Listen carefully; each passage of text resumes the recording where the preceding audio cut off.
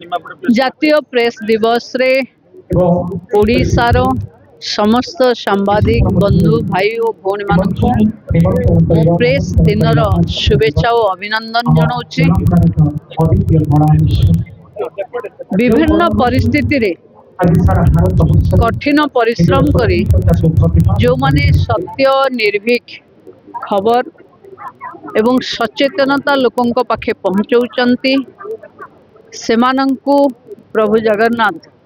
आहुरी आशीर्वाद करंतु तांको कलम आहुरी शाणित हो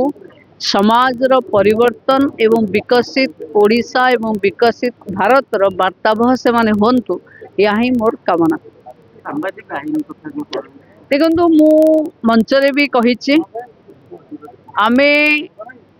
प्रेस बंधु मानकर पीड़ा तांको परिवार रो सुरक्षा एवं तांको भविष्यत पाई आमे चिंतारे थिलु। एबे बहुत जल्दी आम सरकार आपरे निष्पत्ति नब और ये समय माने लोकंक सरकार रो समय सांबादिक बंधु मानक पाई एक स्वर्णिम अध्याय हे रहिबो। देखो जातीय प्रेस दिवस उपलक्षे निमापड़ा प्रेस क्लब तरफ आज द्वितीय वार्षिक उत्सव होता निश्चित भाव में ये एक सुजोग सृष्टि करथिला कहीं केवल ए अंचल प्रतिनिधि भाव नुहे समग्र ओडिशार उपमुख्यमंत्री भाव में श्रीमती प्रभाती परिड़ा महोदय ये उपस्थित थिले एवं तांको सम्मुखरे सांबादिकों समस्या कहवाई ये गोटे अवसर थिला। सी दृढ़ कंठरे कहते सांबादिक मानकर जो बहुविध समस्या अच्छी ता भितर जो गुरुत्वपूर्ण समस्या गुड़िक यथा सांबादिक सुरक्षा आईन प्रणयन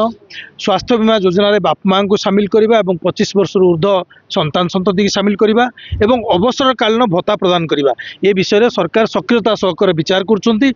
आशा करुँची सरकार जो प्रतिश्रुति अतीत यथाशीघ्र पूरण करेंगे कारण ये सांबादिकों यथार्थ दाबी तेणु ये दाबी प्रति यत्नवान अच्छा खुशी व्यक्त करुँ और अपेक्षा रखीचु।